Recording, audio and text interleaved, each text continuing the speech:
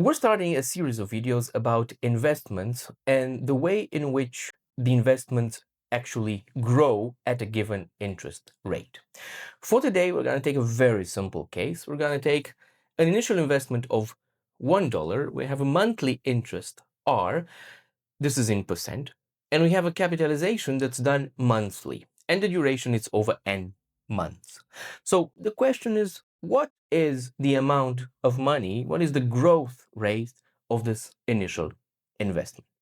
Let's see what happens in the first month. Let's take month one. We have our initial dollar plus the interest rates R. Second month, we have 1 plus R, that is the previous month, plus the R interest rate applied to the value of the previous month. So we have 1 plus R times R. And this equals, we can factor here 1 plus R, it's 1 plus R, and it's 1 plus R to the power of 2.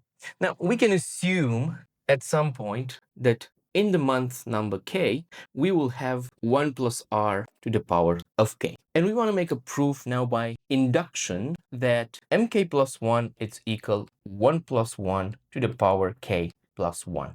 So knowing this and having checked for m1 of m2, let's see if we can prove this one.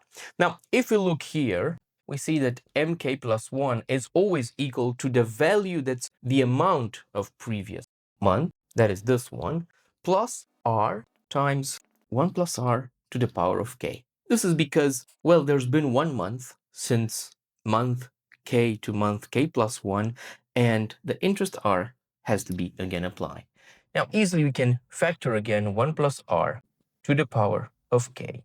1 plus r, and this is 1 plus r to the power k plus 1. So we've checked our formula for m1, m2. It stands. We assumed it's valid for k, and we wanted to prove this one right here. And we have seen that, taken in consideration, this formula actually stands. So what does this mean? It means that for n months of investment with an initial invest of $1, considering that the monthly interest is R and the actual capitalization is done monthly, m of n is equal 1 plus R to the power of n. This is the amount of money that you will have if you keep your money in the bank or in an investment fund with a constant monthly R rate for n months.